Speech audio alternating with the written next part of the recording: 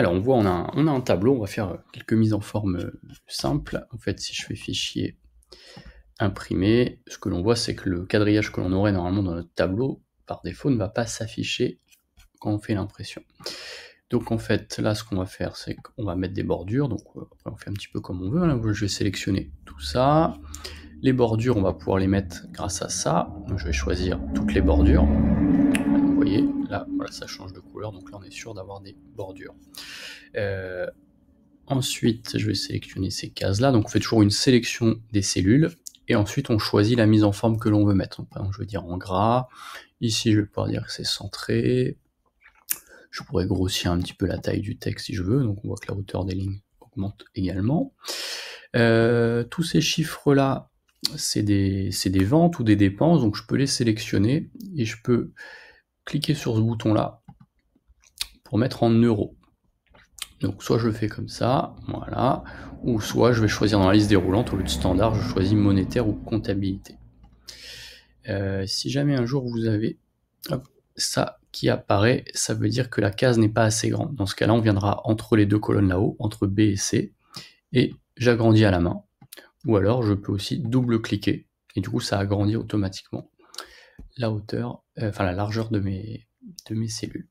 Alors, je peux mettre aussi des couleurs de fond, donc quand je sélectionne mes cellules, le pot de peinture, ça c'est une couleur de fond. Si je choisis le A ici, ça c'est la couleur du texte. Voilà. Par exemple. Ça je peux le mettre en gras également. Hop. Les dépenses, on va le mettre en rouge, et puis les revenus, on va mettre ça en vert par exemple. Voilà. Donc on fait un petit peu tout ce que l'on veut. Là vous voyez c'est un petit peu petit, donc je peux agrandir, hop, voilà un petit peu ma colonne. Si ici je voudrais centrer le titre, le plus simple c'est de sélectionner le titre plus les cases vides et de faire fusionner et centrer. Si je voudrais régler la taille de ces trois colonnes là, donc au lieu de le faire une par une, je peux très bien sélectionner B, C, D, venir entre B et C ici là-haut, et la taille que je donne à la première, automatiquement va se mettre sur les suivantes. Pareil pour les lignes, si je sélectionne, alors je pourrais juste augmenter la hauteur d'une ligne comme ça, je peux revenir en arrière avec la flèche là-haut. Si je sélectionne tout ça, si j'agrandis un petit peu la hauteur, toutes les lignes s'augmentent.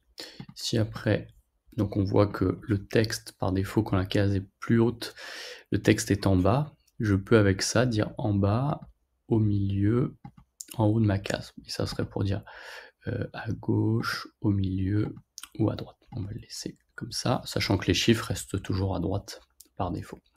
Hop, et là je vais le centrer.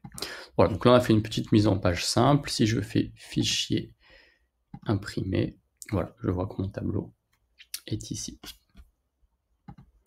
Les petits pointillés que l'on voit ici, c'est la coupure de notre page.